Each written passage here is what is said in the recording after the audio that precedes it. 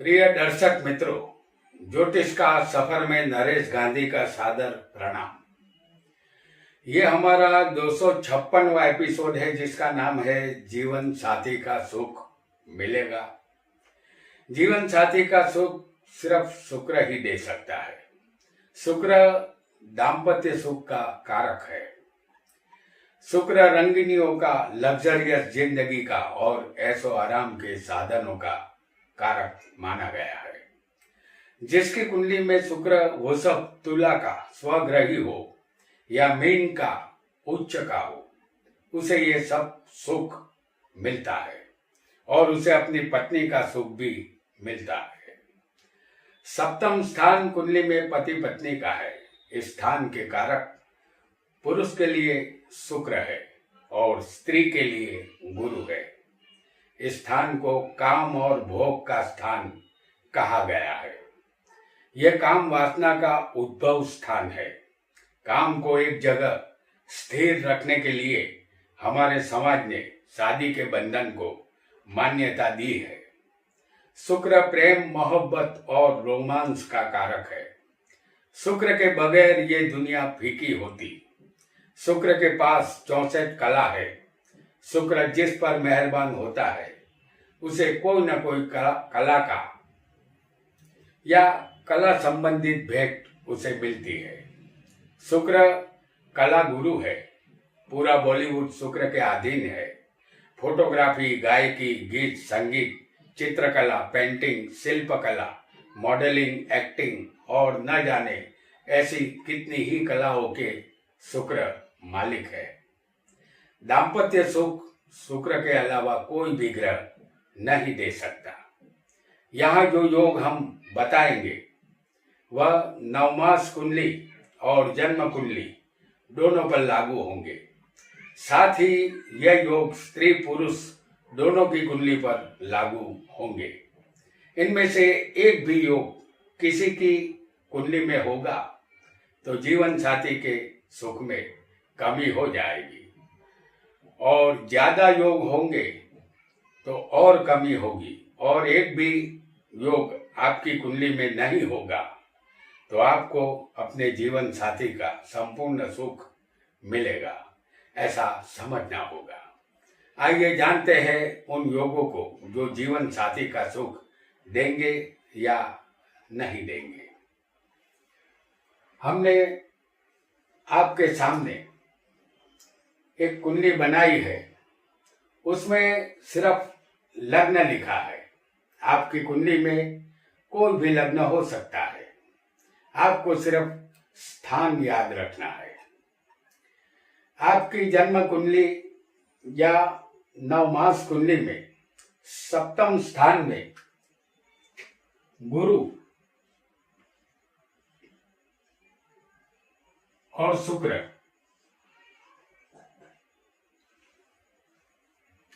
सप्तम स्थान में गुरु और शुक्र होंगे तो जीवन साथी के सुख में कमी होगी। सप्तम स्थान काम भोग का स्थान है।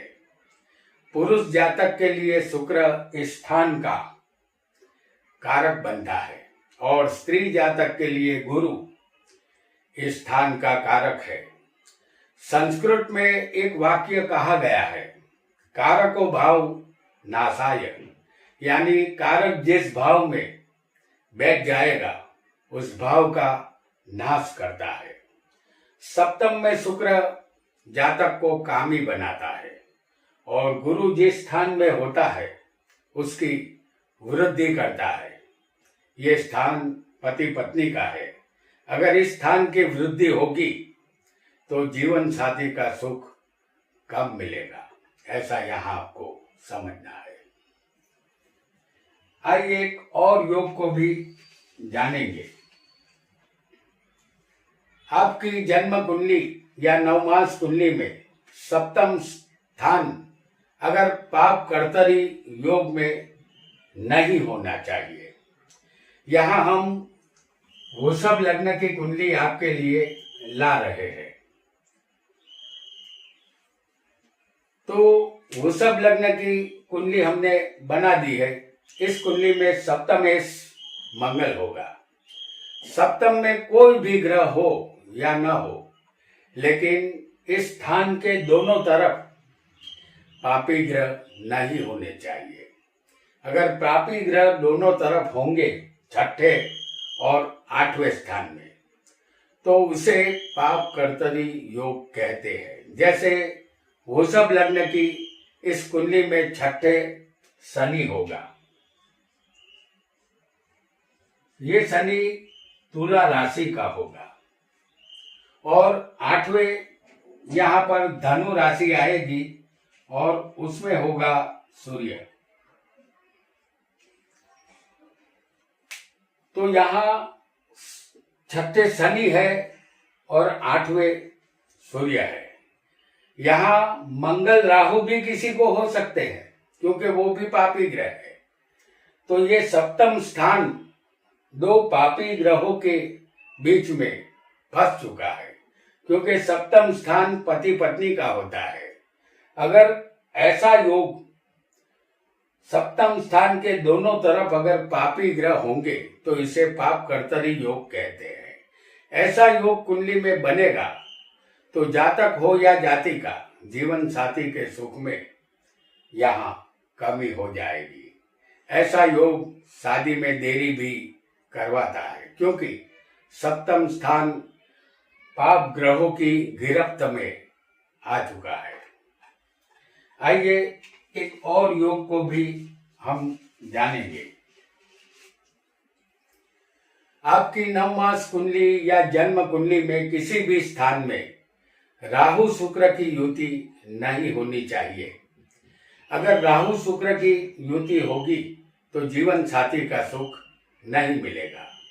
इस कुंडली में सिर्फ लग्न लिखा है।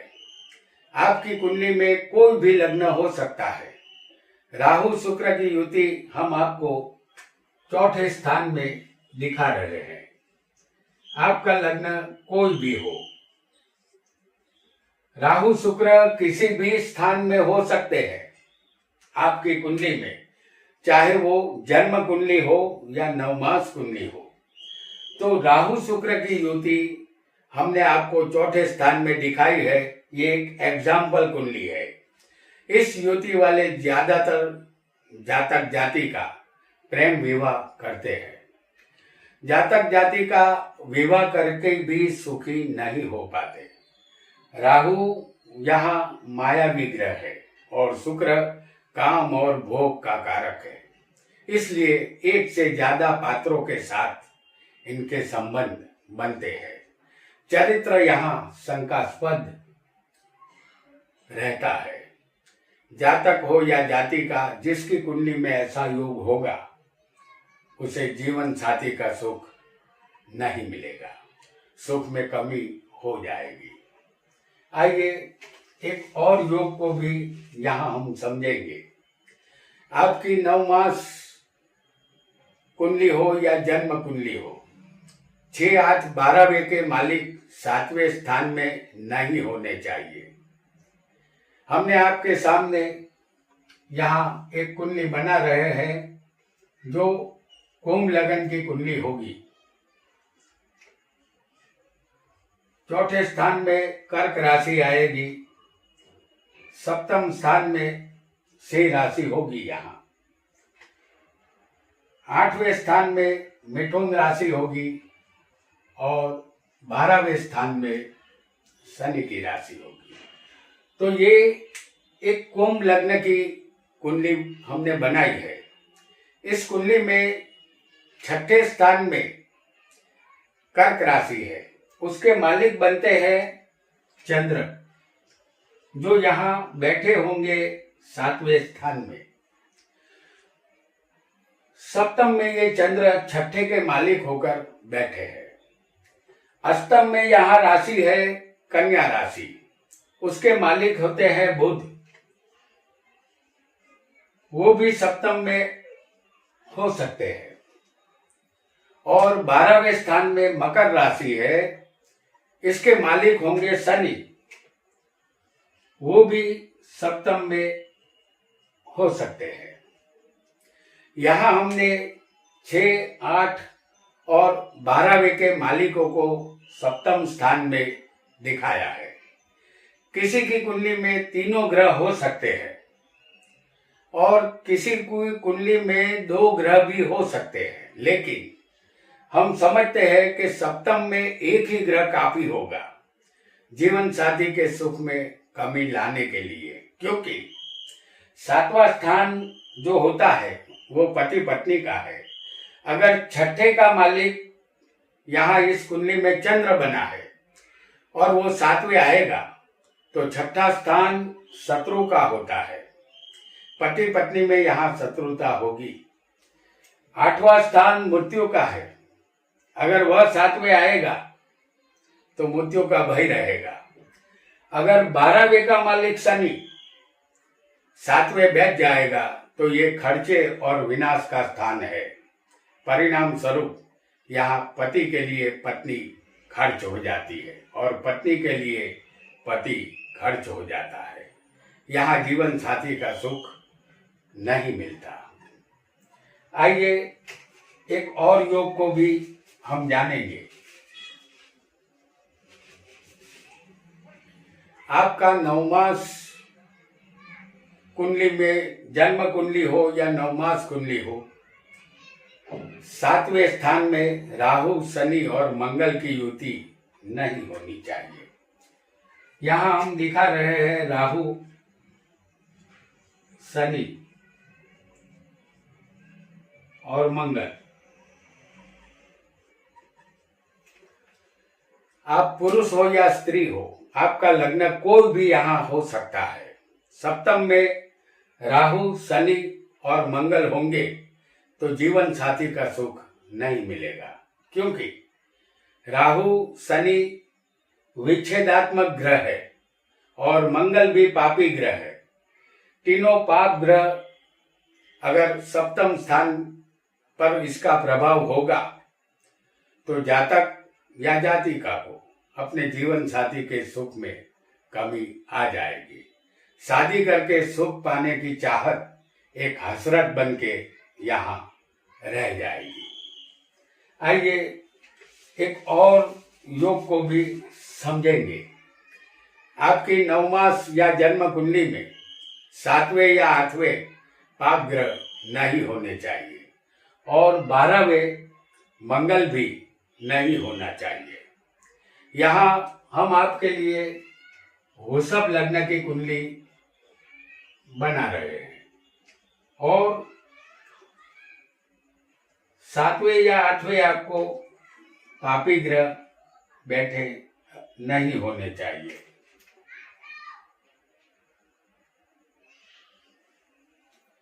यहाँ हमने वृषभ लग्न की कुंडली हम आपके लिए ला रहे हैं। 7वें वृश्चिक का राहु होगा,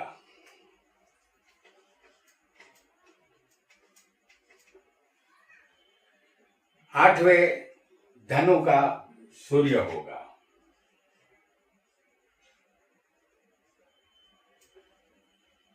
और 12वें मेष का मंगल होगा।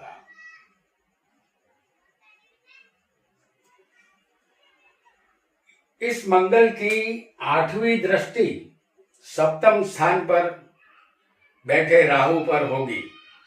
ये दोनों मंगल और राहु आपस में शत्रु होते हैं। मंगल खुद सप्तमेश भी है जो 12वें है और 8वें बैठा सूर्य अष्टम स्थान को पीड़ित कर रहा है। यहाँ जातक जातिका को जीवन साथी का सुख नहीं मिलेगा, ऐसा यकीनन मानना होगा। आइए और योग को भी समझेंगे। आपकी नवमास या जन्म कुंडली में सप्तमेश कोई भी ग्रह बना हो, वह किसी भी स्थान में बैठा हो, वह पाप कर्तरी योग में नहीं होना चाहिए। हम यहाँ आपके लिए ला रहे हैं कुंभ लग्न की एक कुंडली और कुंभ लग्न में सप्तमेश होगा सूर्य। तो हमने कुंभ लग्न की कुंडली बनाई है। इस कुंडली में सप्तमेश सूर्य है। आपकी कुंडली में सप्तमेश कोई और ग्रह भी बन सकता है। आपकी कुंडली में सप्तमेश किसी भी स्थान में, 12 स्थान में से किसी भी स्थान में हो सकता है। ये एक उदाहरण कुंडली है। हमारी इस कुंडली में सप्तमेश सूर्य 10वें होगा।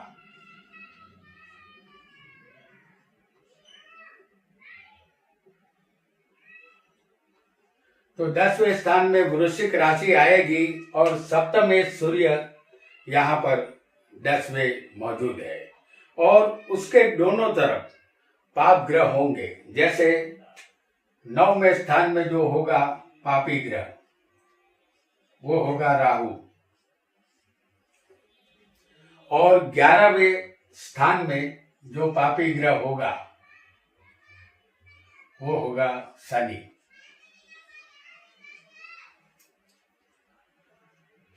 तो 11वें शनि है, इसे पाप कर्तरी योग कहते हैं।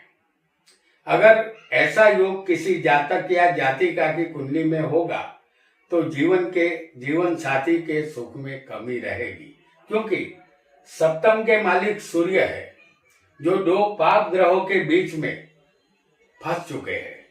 यहाँ संसार के सुनहरे सपने टूट जाते हैं।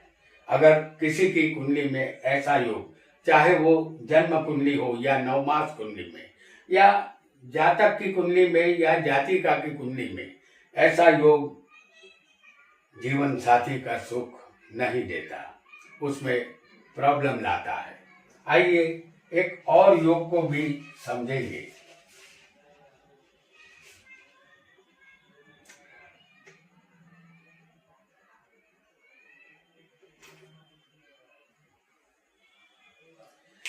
आपकी 9 मास कुंडली हो या जन्म कुंडली हो, सप्तमेश अगर 6, 8, 12वें आपकी कुंडली में नहीं होना चाहिए। हम यहाँ कर्क लग्न की कुंडली आपके लिए बना रहे हैं। तो इस कुंडली में सप्तमेश बनेगा शनि। कर्क लग्न की इस कुंडली में ये एक उदाहरण कुंडली है। कुंडली में सप्तमेश शनि बनता है। अगर आप जातक हो या जातिका, सप्तमेश शनि 6, 8, 12वें किसी भी एक स्थान में होगा तो जीवन साथी का सुख यहाँ नहीं मिलेगा। जैसे हम आपको बता रहे हैं कि सप्तमेश यहाँ 6, 8, 12वें यानी कि शनि बनता है, और अगर किसी को सप्तमेश 8वें स्थान में भी हो सकता है, और किसी को सप्तमेश यहाँ पर 12वें भी हो सकता है। तो आपकी कुंडली में सप्तमेश कोई भी ग्रह बन सकता है। सुख न मिलने का कारण ये है कि 6ठा स्थान शत्रु का है। यहाँ जीवन साथी से शत्रुता होगी अगर सप्तमेश 6ठे बैठा होगा। सप्तमेश अगर यहाँ देखा जाए तो 7वें स्थान से भी वो 12वें आएगा। अगर सप्तमेश 8वें होगा तो ये मृत्यु और लंबी बीमारी का स्थान है। यहाँ मृत्यु का भय रहेगा। जातक जातिका कभी कभी यहाँ कुंवारे ही रह जाते हैं। शादी हो भी जाए तो भी सुखी नहीं हो पाते। यहाँ जीवन साथी के सुख में कमी होगी। और सप्तमेश अगर सप्तम का मालिक अगर 12वें होगा तो ये स्थान व्यय का और विनाश का होता है। यहाँ सप्तमेश अपने स्थान से 6ठे आता है। तो सप्तमेश अपने स्थान से 6ठे होगा, इसलिए लग्न जीवन का नाश होता है। 12वां स्थान खर्च का होने से पति पत्नी का लग्न जीवन खर्च हो जाता है। सुख यहाँ नहीं मिलता। आइए एक और योग को भी समझने का प्रयत्न करेंगे। आपकी 9 मास कुंडली हो या जन्म कुंडली हो, अगर सप्तम में सूर्य शनि राहु होंगे तो जीवन साथी के सुख में कमी होगी। हम आपके सामने कुंभ लग्न की कुंडली यहाँ पर ला रहे हैं। यहाँ इस कुंडली में, कुंभ लग्न की इस कुंडली में, ये एक उदाहरण कुंडली है। इस कुंडली में सप्तम में सूर्य, शनि और राहु होने चाहिए।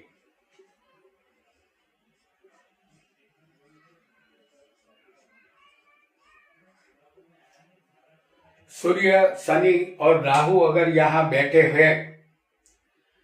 होंगे तो सप्तमेश यहाँ जो है वो शनि और राहु से पीड़ित है। सप्तमेश सूर्य है जो शनि और राहु से यहाँ पीड़ित है, और सप्तम स्थान 3 पाप ग्रहों से पीड़ित हो गया है। शनि और राहु सूर्य के कट्टर शत्रु होते हैं। परिणाम स्वरूप जातक हो या जाति का जीवन साथी के सुख में यहाँ कमी हो जाती है, सुख हासिल नहीं होता। तो प्रिय दर्शक मित्रों, आज हमने कुछ ऐसे योगों को जाना जो नवमास कुंडली और जन्म कुंडली दोनों पर लागू होंगे। ये जातक और जाति का दोनों की कुंडली पर भी लागू होंगे। इनमें से एक भी योग किसी की कुंडली में होगा तो जीवन साथी के सुख में कमी हो जाएगी, और एक भी योग कुंडली में नहीं बना होगा तो आप भाग्यशाली है, ऐसा आपको समझना है। आपको जीवन साथी का संपूर्ण सुख यहाँ मिलेगा। आज इतना ही। आपका बहुत बहुत धन्यवाद।